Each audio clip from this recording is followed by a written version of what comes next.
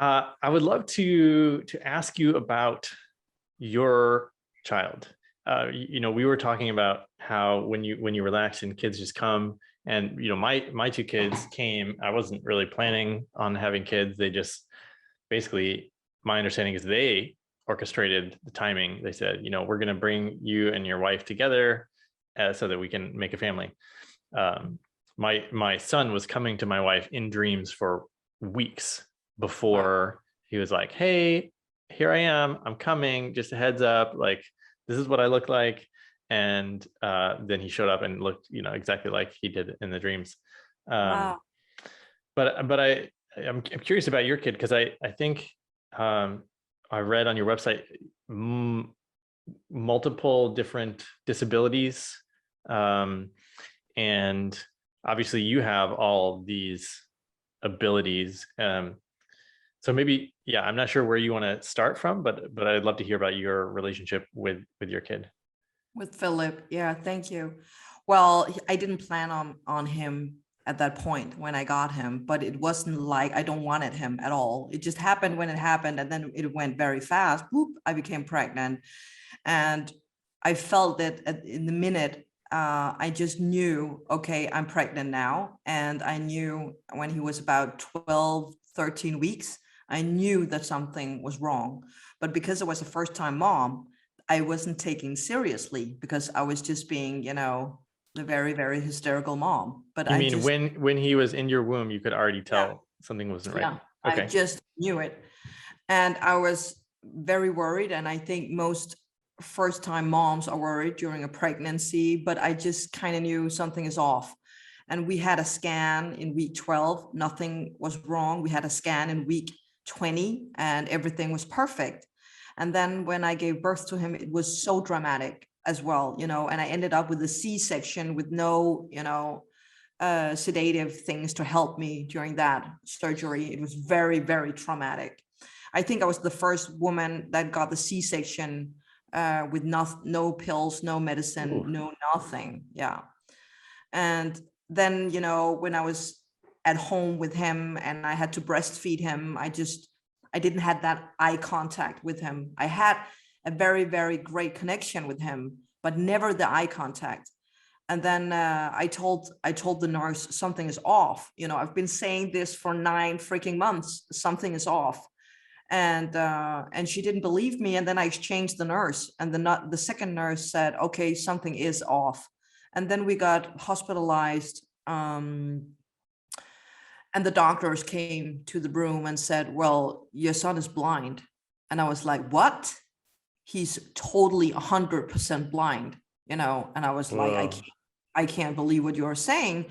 Can we help him? Can we work with this? And the doctor said, well, we think it's the nerves, it's the optical nerves that are damaged, and they are being produced when the baby is 12 and 13 weeks. Whoa. So I was right.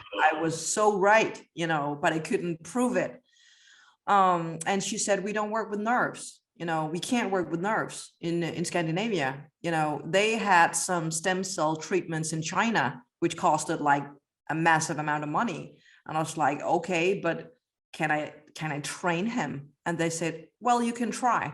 This is 13 years ago. So a lot have happened, with the knowledge of all this. And I trained and I trained and I trained. And 3 months later, I stuck my tongue out my mouth, like you're doing, like for children or for babies. And then he did the same. And I was like, what? He can only do this if he saw me doing it, Could he have picked it up though, from telepathy with you? He could, but it was kind of my hope that, okay, he might see something, So I started to train him in small boxes with, different kind of colors. I tested, are you color blind? What are the name of these colors? And I got him to see, and now he sees not perfectly. He sees, he will never drive a car. He can never, navigate in a plane. But he reads books and TV and, play on his iPad and stuff like that. But because of the very dramatic C-section, he got a brain damage as well, and he's autistic as well. So, he's fighting with he's struggling with a lot of things.